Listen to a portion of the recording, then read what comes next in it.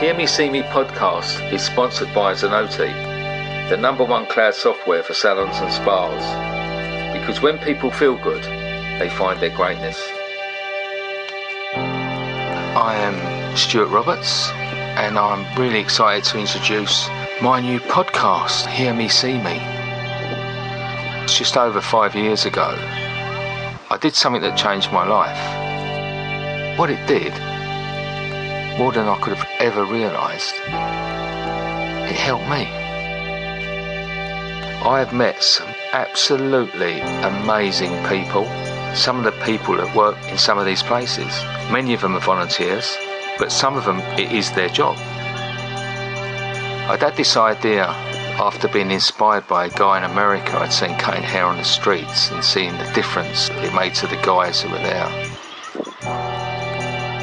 This is more than a job. This is a calling.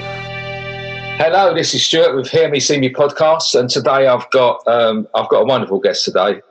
Mind you, I'm a bit fickle because I say that about everyone.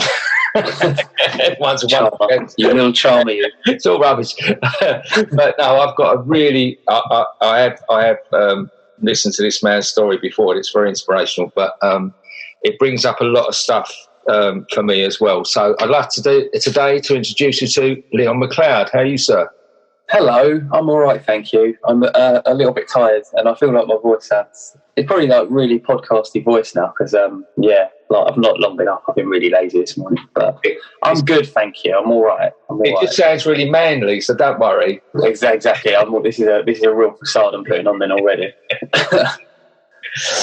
So going straight into it, you're a police officer. I am indeed, yeah. How long have you been a police officer? So 6 years this year since I started. That includes like like 5 months of training, I think. It's a long bit of training. So yeah, 6 years this year basically. Yeah. What was you doing before that? Before that, I had an office job. I just had a normal. I had a 9 to 5 job. I worked in the West End for this project management training company. Right. And to be honest, I started there when I was early 20s, and it was just I needed a job, and I was doing kind of handling their logistics. They send out these project management training courses. I'm really making it sound so boring, but it was all right. I had a really good manager who I got on really well with, and there was some great people there. So I ended up working there for 5.5 years, and then it just kind of got to this point where I was like, yeah, I think I need a change now. So yeah. It's quite a change, isn't it? What put you in that direction? So at the time, I was with my ex-partner. We was kind of, you start planning for the future and start it sounds really weird, but I used to say it even to her. I was like, I never felt like 9 to 5 was for me. It never sat right with me. It didn't feel like it was something I could be doing for the rest of my life, probably not even my short-term future. So I started proper drilling down, thinking, what do I want to do? What do I want to do? And I started looking at kind of like the blue light services as well. I was looking at being a firefighter, but that's a really, really tough job to get into. Yeah. And then I've got quite a lot of friends that are police officers, so I just sort of got chatting to them. And obviously, like I say to my partner at the time, and I just proper got this bee in my bonnet almost. It was it's what I wanted to do. I just had so much drive to get the job. There's a lot of effort you have to do to put it with the application, and there's a lot of hoops you've got to jump through. But I just was really determined to get it, and thankfully it worked out, because I really don't know what I'd be doing otherwise. I don't think I'd still be stuck in my own job, but I think I'd be just possibly stuck doing something else that I don't particularly get any kind of joy out of, really. So yeah. Yeah. Is the training tough? It is. To be fair, you've got to look at it as well as 5 months stuck in a classroom with 20 people can be really difficult. And I say this not completely genuinely. I feel really lucky. I think I had a really good intake. I've heard of other groups that have gone through, and you can have clicks and you can have issues. And it's not always perfect. And I'll be lying if I said that after 20 weeks, there weren't a few people that I just wanted to scream at. But like, I've genuinely made some, like, even from my intake, I've made friends for life. Like, there's genuinely people there. Yeah. Some of like we've still got like a WhatsApp group that everyone keeps in contact in.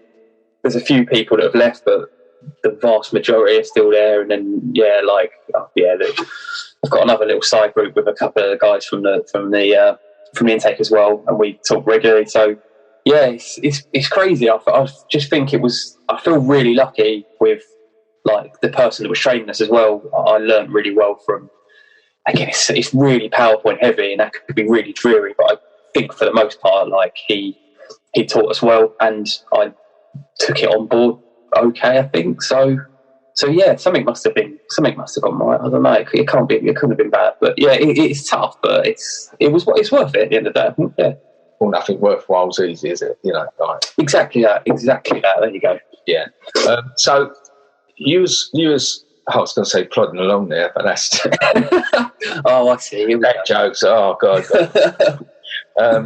But so you was merrily going along your way, being a police officer, and then the obvious happened. The life-changing story. Please tell us what happened. I'm probably going to massively miss. I'll summarise. It's a really weird thing. The first time I spoke about it publicly at all was on Pip's podcast, obviously, Yeah. And I couldn't go into massive detail then because we had the inquest coming up. It's mad how it's been a couple of years ago. But so I couldn't talk about it. But it's a weird one because obviously there's stuff that I like to keep private for other people's kind of benefit, because it's weird. I know everyone wants to know the gory detail, but yeah.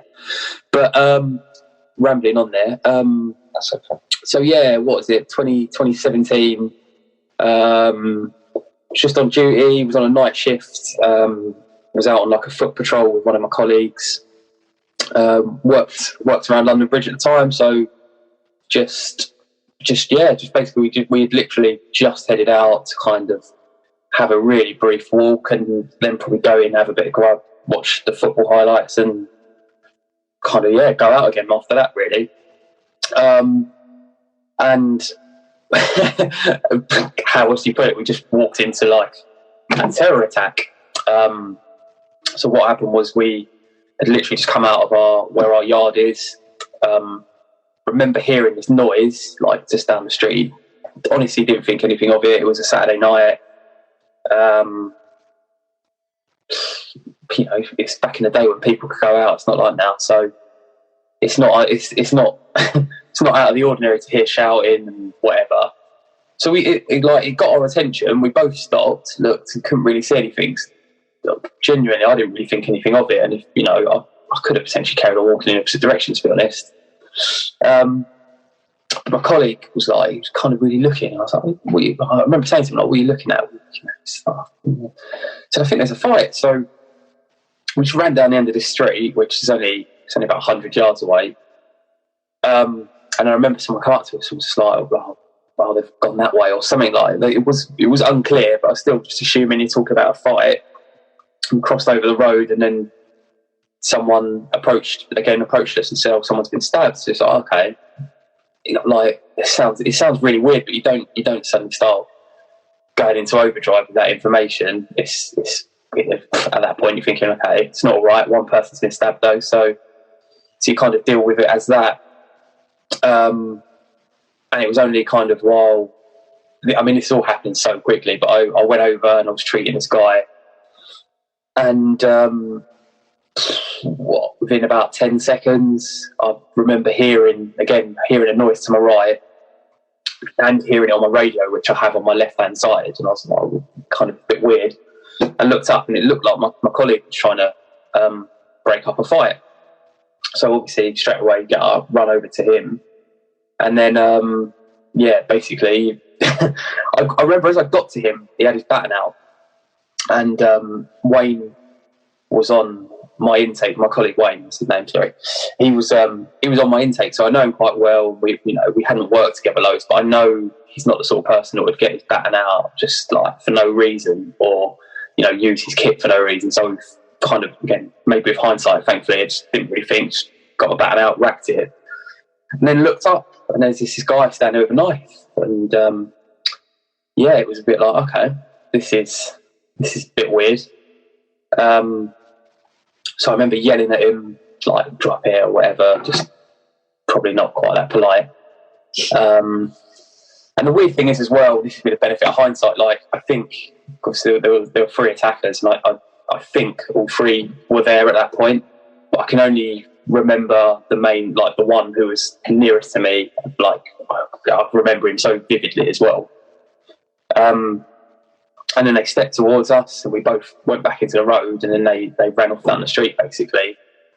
And that was when this sort of tunnel vision, like I say, of remembering this one guy, the tunnel vision sort of went, and suddenly there was 2. I remember there was 2 bodies, and it wasn't good. And I think that was when it sort of started to sink in a little bit. Okay, this is serious. And so again, I was on the radio and reporting stuff back, because from what we had, like, nothing had come out on the radio by that point. It was, we literally walked into it that quickly that nothing had come out. There was no kind of warning. So I remember the casualties. Like, I remember thinking, I can't do anything. It's without being, too graphic. It's like, there's nothing I can do here. So I was like, I need to.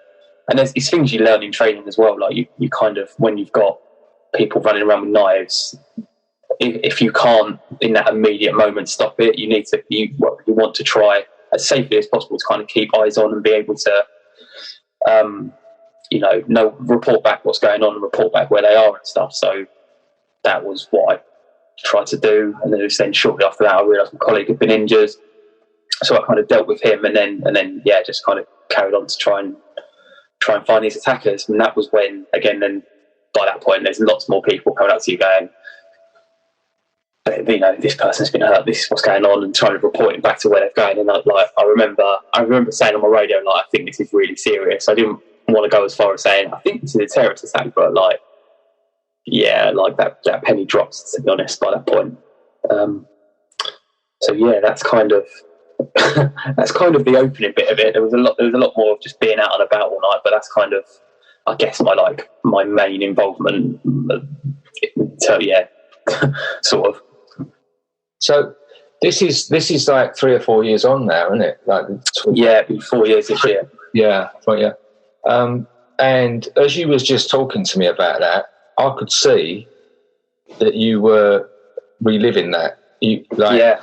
That I was watching. I could just see that you was just casting a memory. You was in that again. So you don't forget that stuff. Like, I know there's lots of bits, especially outside of like the first sort of 8 minutes that I was involved in.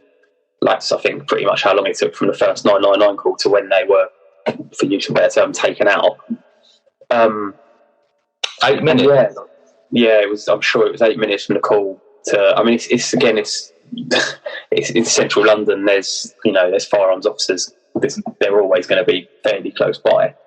So in terms of turning up and getting the kind of, I guess, the setup they need to get to do things safely, that's not bad. But yeah, like that's what I mean. There's bits throughout the night that, like, I guess will have kind of gone on the back burner a bit more. But there's stuff that, like, I would never be able to forget. And in a weird way, I think it's quite a good thing not to. I think, like, if you let, I don't know. For me, I think it's good that I remember it and it's not forgotten, because I feel like that's where things can start to trouble you if you're forgetting them and you're ignoring it and you're not acknowledging it as a thing. I think that's where it can start to creep up. I could be completely wrong. I'm not trained to give that diagnosis at all, but I've never tried to sort of fully put it out of my head, because I don't think I could anyway. I think that's the more healthy approach. Yeah, it's that thing of like a wound. Sometimes exactly. Breathe to heal. if you cover it up, it can fester. It's that type of thing. Yeah, definitely. And it was one of the things, like, especially in a week or so, or even longer after the attack. And obviously, a lot of my colleagues that weren't on duty or weren't around that night, they want to know what happened, and it's completely normal, especially with work. I think police officers are always a pretty close bunch. You don't all get on, but you've all got most of us are there for the right reasons, and everyone wants to do the same thing, wants to do the right thing. So you're all quite like-minded, and everybody kind of wanted to wanted to ask what happened and blah blah blah without being rude about it. Yeah. And I went through that story in those weeks after my through so many times that it did become. I remember thinking at one point it become autopilot. It just become like blah, just could spill it without it. And I don't know at what point it sort of become a process where I sort of had to think about it again. But yeah, it's not going anywhere. I know that much. Did they? How was it dealt with the force? Are they? Because this is quite a new phenomenon, isn't it? This. Yeah. It's not like an age. It's mad to think, like, genuinely, like I say, this is my 6th year in. It's crazy to think when I joined, like, I know there was always a terror threat, and there's even if it's not the kind of proper group and plan thing, you do get the dangerous loaders that like so. It's crazy to think how much more common that is, and almost like norm, like these days. This is absolutely fucking mental. Yeah. But yeah, it's the world we're in at the moment. Kind of unfortunately. Yeah. Do you get? Don't answer anything you shouldn't. But do you like the counselling and that? Do they? So yeah, with any kind of. And it's I think for police it's difficult. Like, I think they're trying now. I'm sure there was a time when there was not a lot of support and there was a lot of issue. In fact, I know for a fact that's the case. But they're trying. It's difficult to kind of reach out to everybody after every incident because, like, by the nature of our job, you're going to deal with some horrible things. You're going to see some horrible things, and that's just kind of about being blasé. That is part and parcel. Like, you're not going to join the police and not ever expect to see a dead body or anything like that. Like, it's going to happen. And yeah, there certainly are. Within my force, we have this kind of thing called trim, which is something that kind of was passed down from the forces, and it's like, I'll be honest, it's not perfect, but it's better than nothing. I think it's good if somebody wants to be open and wants to talk about it, then it's certainly a process that they can start engaging with. But it's not perfect and it's not easy. But yeah, there's something. For me, after a terror attack, obviously, I was quite an easy person for them to think, like, we need to probably get around him and make sure things are all right. Yeah. And I got offered, like, a lot of different things, a lot of kind of private things that wouldn't ordinarily be offered because it was an out of the ordinary situation. But at the same time, I know of colleagues who weren't as immediately involved as I was, maybe turned up later and had to deal with, certain casualties that maybe weren't deceased, but, wouldn't have seen nice things. And it was a stress, listen, I was out until the attack happened at like 10 o'clock and I was out till 3 o'clock in the morning, but we're still evacuating people from the area. Yeah. So, like, no matter how you dress up, it was a stressful night. Yeah. And there's colleagues, there was a lot of colleagues by that point that were involved, and I know a lot of them suffered with certain things and didn't get the same treatment I did. Mm-hmm. And it's difficult because, like I say, you never know how that sort of thing's going to affect somebody. So I could have been involved as I was, and I could have potentially come out and been like, no, I'm all right. And there could have been someone who was there for half an hour at the end who's really affected by it. So that's where I feel sorry for the job, because it's difficult to just offer completely top-notch blanket kind of treatment for everybody. And also, certainly in that situation, there's a lot of people that again, I won't name him, but there was someone in particular. I know he didn't want to ask for more support initially. He did in the end, but initially he didn't want to because he didn't feel like he should be. It's like, especially to me now and knowing what I know, it's like, it's mad that someone would think that. It's like, you can't sort of you can't rank it. It's like, if you feel shit, you feel shit, and that's all right. And like, yeah. That's what I was interested in. That's what I was going to ask, actually. The fact that even in nowadays, it's gone way back from the 70s when I used to watch. Yeah. But now a little bit. Yeah. But it still has got that sort of, I can imagine, I don't know, but there is still that macho type of thing about, police officers. It's not, it's not everywhere. It's not and like every station and every kind of, even teams, I guess, that kind of, I don't know, that vibe on the team will be different. Yeah, like I've been really, I can honestly say I've been really lucky with my skippers and my governors as well, and the teams I've been on, that like, because I think I've always been a pretty open book, and like I've always been quite open to talking about things. I think now I'm just a lot more ultra aware about mental health and talking about that, but yeah, I think it's definitely better, and like I'm sure, I can't immediately think of anything off the top of my head, but I'm sure there's a lot of places where, all right, it's still not something you can talk about. And actually, if I'm being brutally honest as well, there's people that have contacted me on Twitter and, social media and said, like, look, they've got supervisors that they can't talk to, or who play stuff down still. So it's not perfect. It's far from it still, let's be honest. But it's going to be better than it was, and it's just, I don't know how you kind of catch the people that fall through the cracks there as well. Like I wish there was like an easy answer. I wish there was something. And again, there's services now outside of the police that can help, but it's going to take more time, unfortunately. And it might at some stage have to get worse as well. But I think it's definitely going in the right direction at the moment, anyway, for sure. It's similar to what I do and what I see when I do my work with the homeless. Yeah. It's a sort of a big problem. It's no straightforward. No one's going to come up with this magic solution that's going to cure it. No, exactly. And a similar thing with the police force. There's things and issues that are going to go on that are going to take a long time. It's that unlearned behaviour, isn't it? Exactly. You can't, if something's been going a certain way for 20 years, you don't clear it up in 2 months. It's going to take exactly that. Yeah, completely. To unlearn all that stuff. And it's just the thing of, and it wasn't even a negative, really, the fact that it's just the nature of the thing. It has to be a bit, like, well, we're guardians, we're custodians, and we have to be strong. Yeah. There is the thing of what happens when you're feeling vulnerable, and sometimes it must be hard in that position. There was something that really hit home with me, like kind of when things started to go a bit wrong with me in my head. It was this thing about the uniform.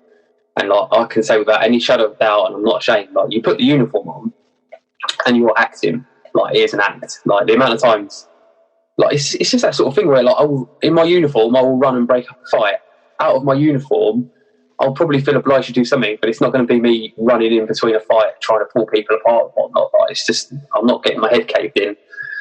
And people do react to the acting. So like, I remember being on this shift that it was I was at Wembley. It was when, I don't know if you're a football fan, but it was when Tottenham were playing at Wembley and they were playing Palace, and then after the game it was like just a little bit of grief. It was nothing major, but like there was like these 2 or 3 like guys that are older than me as well trying to get to these other fans, and I'm like standing there and just sort of shoved back on, and I think I turned around, I was like, fucking grow up, and they sort of listened and they sort of reacted to that, and it's like, and I remember thinking afterwards, if I had said that in my civvies, I'm standing there just in jeans and a t-shirt pushing these blokes saying fucking grow up, they're going to go for me.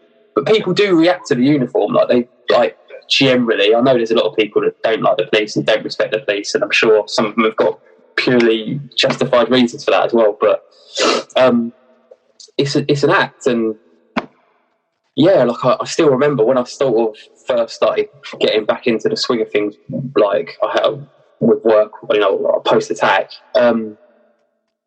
it was, I didn't feel, I couldn't put the act on. I didn't feel safe. I didn't feel like I could, I don't know, I just didn't feel like I could carry it. It was a really, really, really weird feeling. And it took me a little while to even put my finger on it. I just didn't feel right. And one thing, especially where I used to work when I was at London Bridge, you have a lot of like public interaction, people just talking, and it's fine. And to be brutally honest as well, that's like probably my best attribute in the job, so I can talk to people. But I couldn't even do that. Like I didn't feel like I could talk to people. I didn't feel like I could do anything. It's really weird. And it's, again, looking back now with hindsight, and I didn't really think anything was wrong with me. I was noticing all these little things, but I didn't think it was I don't know, I just was like, it's normal, you've been through a shit time, like, don't worry about it. And that was kind of how I brushed it off, to be honest. Mm. Mm. It's that thing, isn't it, of it's PTSD, isn't it? It's post-traumatic stress disorder, and it comes in many forms. I had a previous guest, which is a really good friend of mine. I've known her for many years, but she was in the London train bombings. Oh, okay. She was actually on the carriage, right. And her reaction was that she won't mind me saying because she's been on the podcast, and it took her many years actually before she'd even speak about it. Right. She literally came out of the station, and if they were stopping people, you're right. Yeah. She managed to sort of just swerve everyone, and she just got on a bus and went home. Just literally went home. It was like, and that had a real profound effect on her, because it then came out, as we said earlier, it then came out later because she just sort of brushed all that off. And it's such a power that the mental stress that can bring on. The thing is with mental stress, people can't see it. I mean, I've had stuff myself. Yeah. And for people who don't have it, it's very difficult for them to understand it. But absolutely. Physical reactions. Yeah, definitely. The mental brings about physical. If you're reliving something and it comes in, and it's often in the middle of the night or something, your mind creates panic and fear, but your body reacts to that by dumping serious amounts of adrenaline, hydrocortisone, your blood pressure raises, and all those things. It becomes a physical manifestation. Yeah, it makes you ill. It's tiring. I lost a lot of weight after it, and it wasn't. I was kind of all right with that, but it's not a healthy way of doing it. No, at all. Yeah, and it's, like I say, it's not ever something. It's not something that's gone away now either. Like I still have mad loads, and this pandemic has certainly drawn some of them out again. But of course, because you've got people in extraordinary circumstances. These unlived times, and we all like to put on a brave. We were saying earlier, we all like to put on this brave face. And absolutely positive. But I struggle as much as everyone else, and it seems that everything that hits me at the moment is hitting me twice as hard. Yeah, definitely. And then in your job, it must be difficult at the moment because people's tempers are frayed. There's less people out and about, which is the good thing. There are genuinely, I don't want to say the Q word because that's how we jinx it, but it's a little bit slower, shall we say? There's less calls coming in, let's put it that way. It's not there, but it's there's less calls coming in. Yeah. But then again, that in a weird way, I really love my job, and I like to go out and do stuff. And when it's a little bit slower, it can be a bit of a struggle. Cause I don't want to be lazy. I don't go to work to not do anything. I don't go to work to just I don't like the admin side of things. I want a reason to not do my admin. And this is kind of not helping that at all. I have to do that. So I suppose the job satisfaction isn't what it has been and could be, and probably will be again. But it's I still, again, like we said earlier, I feel lucky that I'm still able to go out and do something, and I've got that purpose to get up on certain days when maybe I wouldn't want to. So yeah, I can't really grumble too much as much as I like it. So how does it affect going forward? You know, like, is it a matter of do the police need to put more stuff in place for this type of thing, or should there be, as you said, could it be outside help? Is it all down to the police? Should there be outside stuff? Oh God, yeah.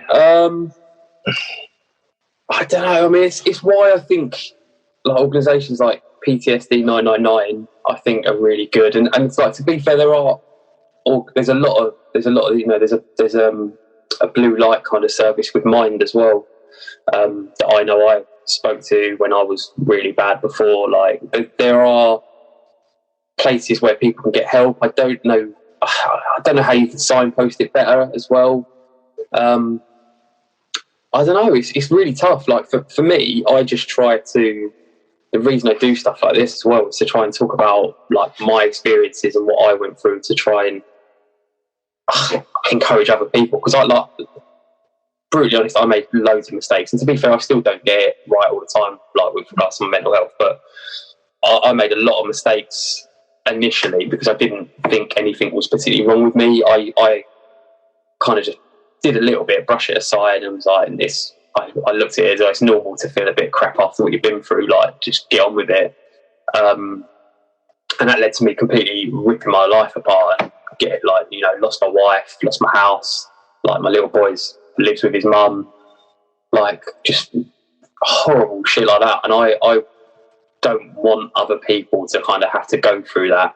I'm not going to say, there's no guarantee that my marriage would have survived. I don't know, but yeah, I didn't even put up a fight. Like, I really didn't. I just was like, it was a really selfish thing as well. Like, it's really, really selfish.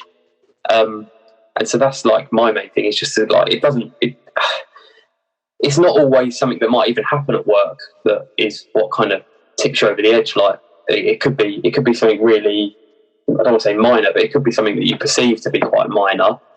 But just is the thing that tips you over the edge. And there's a guy who I'm mates with now, again, who I ended up getting in contact with because he was having a bit of a hard time. And I remember the way he described, like, how he had felt. He was like, in our job, things can chip away at you a little bit. You know, you've got that armour on, and things will chip away.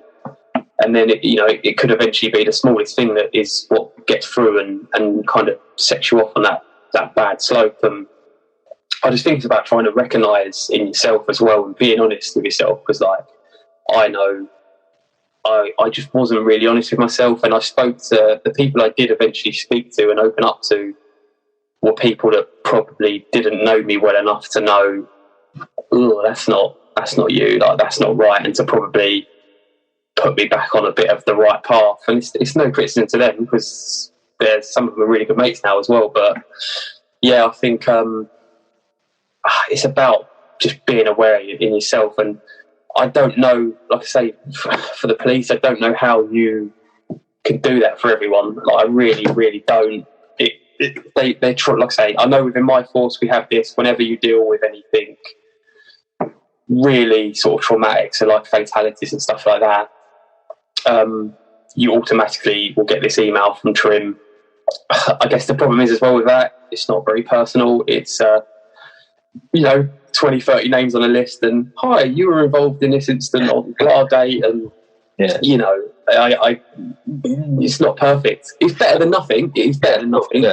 But I just think the issue with that is that's only going to work if you are a person who is ready to be really honest and go, I'm having a shit time. If you're not, what's happening afterwards? Then you're hoping that you've got kind of supervisors and that are good and know you well enough that they can kind of go, what's up? Like, again, I mean, work where I work, everybody kind of knows what I'm like anyway, so my skippers know. I feel like I'm quite a bit of an open book. Like, it's obvious when I'm not in a great place, and I don't hide it very well, which is probably a good thing. I'm sure it doesn't always make people happy, but there's normally a bit of a sign. But yeah, thankfully I'm not that bad too often. But yeah, like I say, I'm lucky. Again, I'm sure I know there's other places where people work where they're supervisors wouldn't be as approachable or be kind of aware. And so then you've got your colleagues as well. You like the teams that you're on. You hope that you're close enough with your teammates that they'll notice you're saying stuff. And we work together every day. And it's a tough one. I really don't know what the answer is. Bar kind of really highlighting where you can get help and support. I don't know what the answer is, to be honest. Yeah, I get things thrown at me all the time about homelessness. I bet.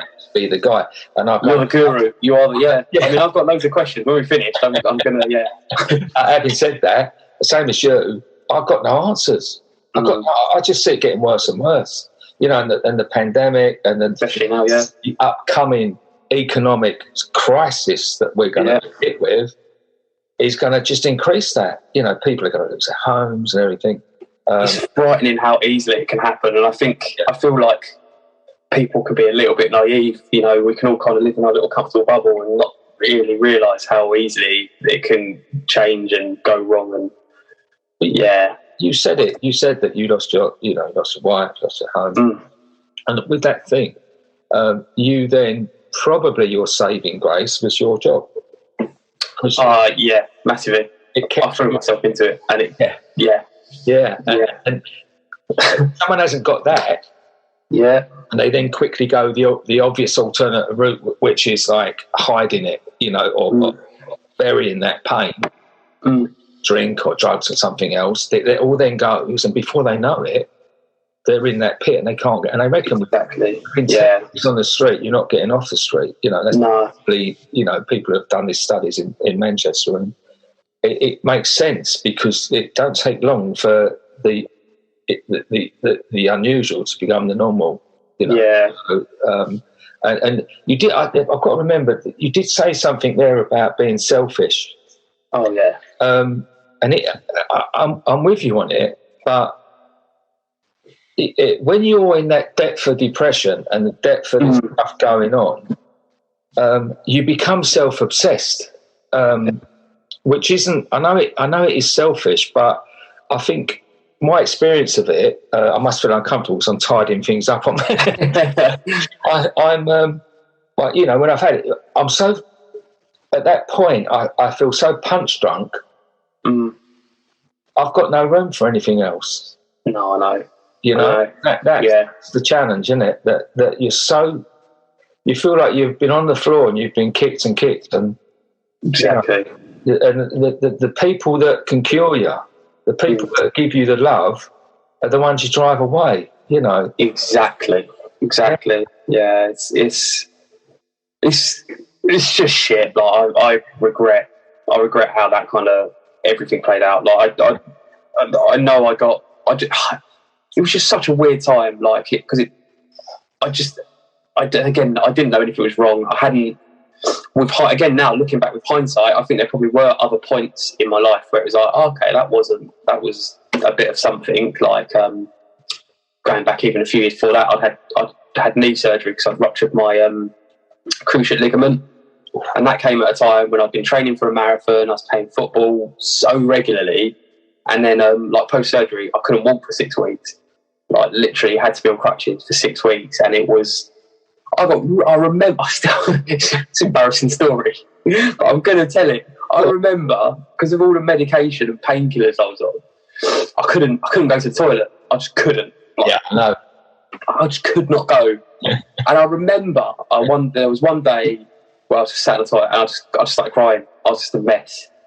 And like, again, you look back at it, and I know it was kind of almost a circumstantial sort of thing, but it's like, I got really low then, and I didn't think anything of it. It's only with hindsight when you look back and think, if I've been through anything, you're like, yeah, that was something. Like, all right, it wasn't, we dealt with it and it was all right, and it was never going to be a kind of permanent thing. But yeah, it was really, really tough time, and it's just, I'm glad now I know.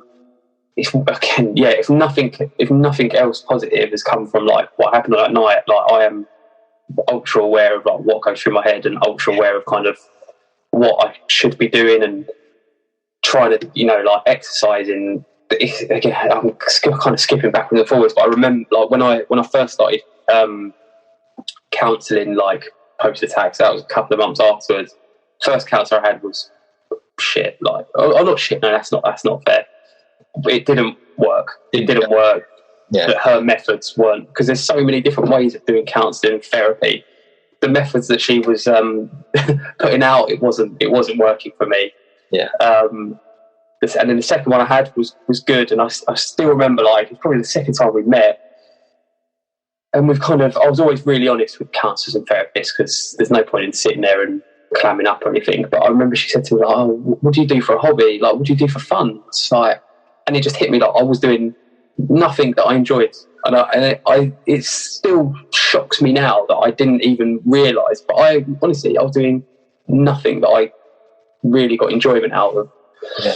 And she was like, yeah, you like do stuff that you like doing. So, and it's so obvious. I was like, yeah, that makes sense. And it got me back into exercise, and it got me back to kind of doing that stuff, because that's, again, going for a run is where you let a lot of that kind of stress out. Yeah. And just because I wasn't doing that, and that kind of, again, that goes back to when I had my knee injury, all those things I was doing to just let any stress or whatever it be, anger, out, like, suddenly I literally couldn't do at all. So yeah, she was really helpful, to be fair. She wasn't the kind of the be all and end all in the end. I had another therapist who was great, and seems to have, touch wood, sorted me out a little bit more. But it's an ongoing thing. But yeah, like, that really stuck in my head. So now I know whenever I start to feel when things are going on, it's like, right, I need to, even if it's that, like, I don't want to get out of bed, it's like, I need to get out of bed. I need to, and even if I don't go for a run, even just go for a walk, just like, do something, because it will make you feel better. And yeah, that's what I mean. I learned a lot from going through the real bad time. Like, I've learned a lot from that is invaluable now, especially in this mad time we're in. Like, it's helped me through it, thankfully. Yeah, I mean, I a few years ago, I had a knee replacement. So I felt your pain about the painkillers and the effects. Oh my God! Something crazy as well. That something so, the essentials in life become so important when you haven't got them. Like the fact not being able to go to the loo. It's like, and when you said I was sat on there, I felt your pain, my friend, because I don't think I've told that story, so I'm a bit cringy now. But no, it is what it is. The simple thing of, like, being, like, not knowing what to do. It was mad, and I was trying to take other tablets. And just like, And Freddy's helped. Oh, it was mad. But it's, again, because I was on crutches, and I remember they were like, you cannot weight bear on that knee for 6 weeks. And so I can remember at one point, like, I couldn't. You just want to go for, like, I couldn't go on my crutches for more than 10 minutes, like, just because they're not. I love it when you've got a mate that's on crutches. You're like, oh yeah, let's have a go. But when it's you, you're like, this is it's a nightmare. They're shit. They're not comfortable. Yeah. Like, I have massive arms by the end, but, like, it's not. That sounds wrong as well. Like, I'm from the crutches, honestly. but like, lots of time. Yeah, well, exactly. Netflix wasn't really around then. But no. Yeah, it was crap. But yeah, I didn't think anything of it. Didn't know, and it took for it to get a bit worse before. Well, like I say, if nothing positive come from that kind of night, at least I've learned a lot about myself and kind of how to look after myself, I guess, to some extent. I think the key is awareness, isn't it? Yeah. The key is awareness, and the next biggest thing is action. Yeah. Like, if you're in that pit, you've got to climb out of it. Mm. But I sort of have this thing where I don't trust positive people. Listen, in my job, I don't trust anyone. It's fine. That's right. I do not. This thing of every day's a perfect day, and PMA is great. You do have to have that, but I've always got this thing. I think we're like pressure cookers. I mean, sometimes you need to let that off, and definitely. Sometimes you have to allow yourself to have a shit day. Definitely. A dark day, a black day, whatever you want to call. But I sort of like acknowledge it. but I say, right, this isn't going into tomorrow. Hopefully this isn't going into this afternoon. Yeah. It's one of them things that swells, and gets worse. Yeah. I kept hearing there was the Met skipper that was killed in custody. I've got a friend who knows him quite well, and he kept saying this quote of like, a bad day only lasts 24 hours, and that resonated. Like, don't get me wrong, I appreciate as well. I can get in little holes, so they last more than 24 hours then. But I like trying to kind of keep that in your head, like you say. It could be a bad day, but then like go to bed and just try and start again and start anew. And I get things wrong still. I still have mad lows. I really do. But at least now I'm better at kind of handling it than I was kind of 4 years ago, because it's hard. It's really difficult. I wouldn't wish this on anyone. And it's an ongoing thing. Like I'm under no. My mum was an alcoholic, and I remember when I was younger, when she used to go into rehab and relapse. She relapsed so many times, and fair play to her. She's been off the booze for years now. She's doing really, really well. So probably about 4 years, not long after kind of what I've been through. Not that I think that was the trigger for her, but yeah, she's doing really well. And I remember she told me, like, you're never not an alcoholic, you're a recovering alcoholic.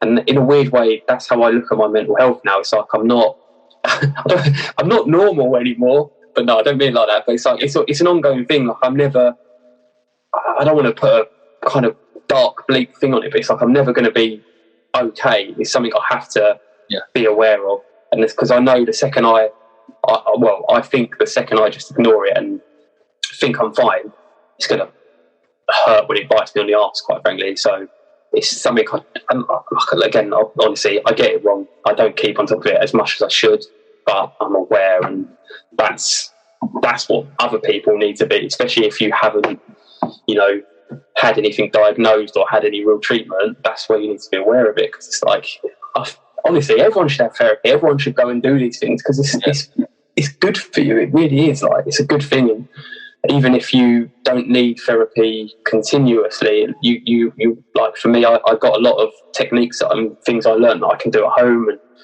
just kind of try and get my head straight. But it's not easy. It's not easy at all. It's simple, but it's not. This is the thing, and because the thing is, like you said about your mum, I'm an alcoholic. I'm 15 years sober next month. And the thing is so much the same. Like, the first step is acceptance. What you just said there is accepting the fact that you probably aren't going to be the same for the rest of your life, but then it's that day by day, one day at a time, is building and learning, growing, and it's the same as recovering. Your mum would be finding this, and I found it that a couple of years in, you think you're at a certain point. A couple of years after that, you think, a couple of years ago, I was fucking mad. And then, I've had it's true, actually. Yeah, and I think, 5 years in, I think I remember what I was like 5 years in. And then I got to 10 years sober, and I thought, fucking 5 years ago, I was completely nuts. And I'm going to say that next year about this year, and it's that ongoing.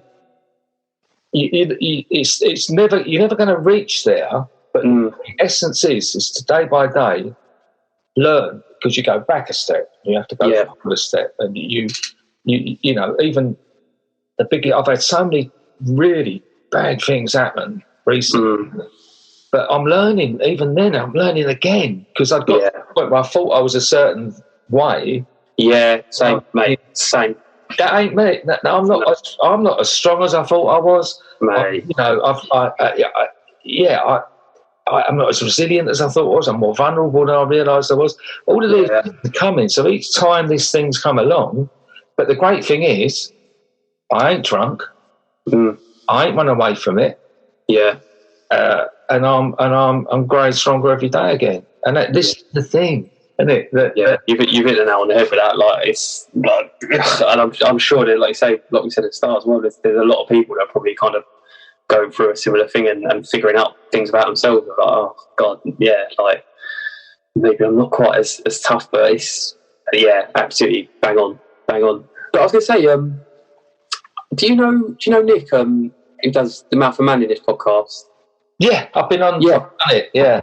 Yeah, I spoke to him. I remember when we was talking about that, and I said to him about that, like my mum thing then, and he was saying there's quite a lot of kind of similarities apparently between the 12 steps. And I remember saying, yeah, I'll go back and look, and I did look. I did at the time, but yeah, apparently there's kind of a lot on the whole 12-step program thing. There's a lot of crossover, he said, that kind of makes sense when you apply it to like mental health as well. So that was again something that just seemed to tie in with kind of that, because I guess addiction as well. Addiction is a mental health thing. It's not it's pretty crazy. But yeah, if it was a physical thing, it would be easier to deal with. Exactly. The trouble is, it's a threefold illness. So you've got like physical reaction with alcohol. It don't affect me how it does even like my sister. We're from the same parents, but she hasn't got that thing in her that affects her like me. She'll sit with gin and tonic all night and then still leave a bit of it. And that's nuts, to be fair. Confuses the hell out of me. Don't trust it. Yeah, and there's that stuff. Also, it's the physical, the mental obsession. Because if I had an allergic reaction to seafood, I would not keep thinking, maybe I'll try a little prawn cocktail, see if I get another one. Time. Yeah. It's irrational. It's the irrational obsession. Yeah. And if you're not drinking, you're thinking about it. And to this day, my daughter was 21 at the weekend, and they had cocktails. Yeah. And I used to love cocktails, and I still had this uneasy feeling and I made myself a ginger beer and lime and lemonade, I think. Because that sounds delicious. I had to have something, and it's of course. Thing, even after all that time, there's such strong, but I had 44 years of thinking like that. Yeah. And now I've had 15 years of this way. Yeah, exactly. I'm outnumbered. What we said earlier, isn't it? I'm still outnumbered in my old way of thinking. Definitely. I'm not going to get sorted out in 44 days. My mum now, when we could go out, she still had it would be the non-alcoholic cocktails. And she's always like, it's like you're kind of just replacing alcohol with a shit ton of sugar there, but it's fine. It's fine. Yeah. She's quite active, so it's all right, but I much prefer this version of her, to be fair. So I'm not knocking it. It does make me laugh. It does make me. Yeah, she's doing like, it's crazy as well, because it was like all of my life basically. That was how I knew her, and it's been it's really nice. I feel like we're closer now than we've been as well. So fair play to her. Like she's absolutely smashed it. Yeah, and the thing is, it's. I mean, I've got 5 children. I've got 4 grandchildren. So I didn't save my life. I saved all of those lives. Yeah, because the effect it has doesn't end their life, but it really adversely affects it. And when you heal, the healing ripples flow out. It's such an odd thing though, because like I've always. Like I've not had like the perfect life. I don't think I had a terrible time, but like growing up in that situation, it's not what I would imagine would look at as ideal. But then that's because I'm really weird. But like, I don't think I would change much, because I don't think I'm a bad person. I think I knew right and wrong, and I just think probably more for my mum's sake. If I could take that, what she had to go through with it all, then I would. But like for my sake, in a weird way, like I don't know, I came out all right. Like I think, touch wood. He says definitely with mental health issues, but but like even before I knew this, like I was on, I was all right. I was doing the right job. I was kind of setting myself up okay. So like it's a really odd one. Like I remember it was probably a couple of years ago now, but she did sort of go like she apologised, and it was really odd because I was like, you kind of don't need to. Like, and I appreciate why she felt she needed to. But it's like, you kind of don't need to because I'm all right. Like it wasn't much fun, I'll be honest. But again, it's that thing of there's people in far worse situations than I was as a kid, and far worse situations than I am now as an adult as well. So yeah, it's like, yeah, don't worry about it. Although I think my family's probably got a bit of a problem with us all not really talking probably enough about stuff. But yeah, she's it was a weird one, that. Yeah, well, it's that's part of the healing process. That's what we have to do. It's part of what we have to do. And you know, sometimes it's a bit bewildering to some of the people close to us, but we have to get that stuff done because we have to break ourselves down. We're like a wall. We have to knock our wall down. Yeah, you have to rebuild it. Yeah, no, that makes sense. You can do it because otherwise, a lot of that other stuff, you know, like if we only knock the top half of the wall down, the bottom's gonna, you know, it's gonna be damp. It's gonna spread. So it's funny you say that as well because like. That was kind of when I was having a really crap time. That was kind of one of the things that was sticking in my head. It was like I need to, whether it was right or wrong, it's like I felt like I needed to get rid of everything and have that fresh start. And it was weird as well because it took so long. There was a while where I was almost felt like I was in this limbo between like getting started again and like getting away from what I used to have.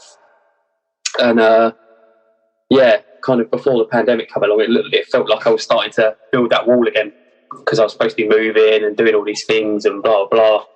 And then this come along, it's like back in limbo. And I think that's on a personal note, that's why it's been so hard for me. It's just like taking me back a little bit to that kind of, I don't know, a bit of a dark place and a bit of a, where am I going? What am I doing? Like, but it's just that, like, I remember going back before, it was that kind of taking things apart, and that was still part of the recovery, but it was like, that kind of makes sense again. And I think it's crucial. What you're doing is crucial because us talking, as you say, it reaches people. Me, I try not to be the guy who bangs on about being in recovery.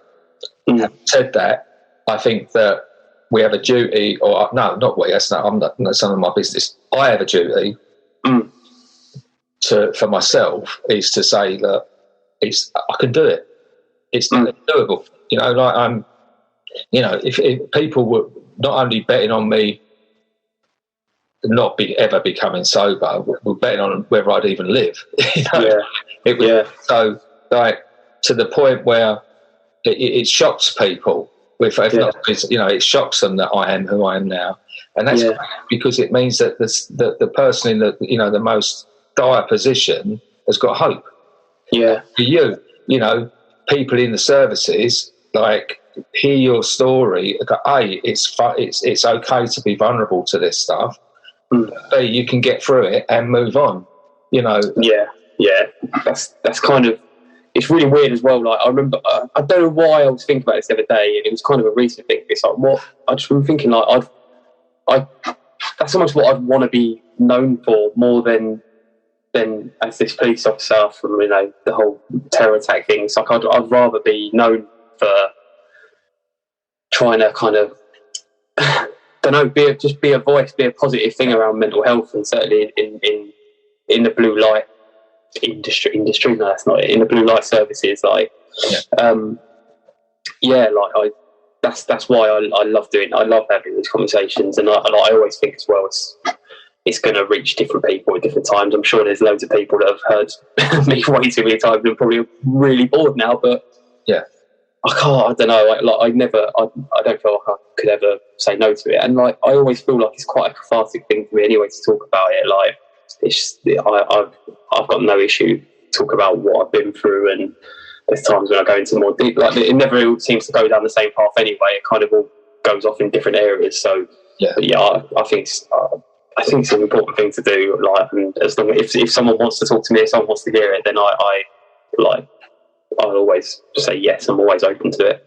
Yeah, I think it's crucial. We've got as you say, we've got our blue light services, we've got the police, the firefighters, and the nurses. That have really come forwards in this last year or so, and also our ex-servicemen are coming. On the streets, I meet so many ex-servicemen. Yeah, end up with other charities that help ex-servicemen, because particularly for them, there's not a lot that they get afterwards. No, I've kind of got that from when I've been at work, and you kind of come across homeless people, and it's I don't know I don't know enough about kind of what happens once you're out, but it's fucked up. Like it's mad. It is really mad. Like how is it like this? How like I know the economy's shit at the moment, but how in a nation this kind of relatively well off is it like this bad? It's mad to me. Yeah, but there are people that are willing to step up. There are people. I've come across so many people in that. 7 years this year I've been doing this, and I've come across so many other organisations and people. It's helping people, because government aren't always going to. They're either not want to, or they're not capable. Let's not talk about them. But we won't go about that. It is as it is. There's things that aren't being done, but people are stepping in. Yeah. And most of the help I've found with other things are just people helping people. Right. And that's the hope. There'll always be people who will step up, but other people should. What we'll do, we'll add all the links to this as well. To the was it PTSD 999? Yeah, PTSD 999. There's another one which I wanted to mention as well, which is like My Black Dog, who I can't even remember. I think it was through Nick actually that I found it. I think they're brilliant as well, because that's people with that past experience. And it's like we say, I wish I had more time, because then I would try and do more volunteering for him. I've spoken to Nikki, who kind of runs it, and I'd love to do more for him, because I think it is so important when you're talking to somebody who's got that benefit of hindsight, and you're saying something, and they're like, like that is. It's not to say mind, calm, all these other things aren't great, but when like specifically having someone who has been in your position, I think it makes a massive difference when you're talking to them. And obviously, I want to shout them out, because I know I spoke to Nikki not that long ago, and they are like really, really busy, and it's really sad. Like it's sad that they're busy. Like I remember when she was telling me it's gutting, but it's not a surprise, unfortunately.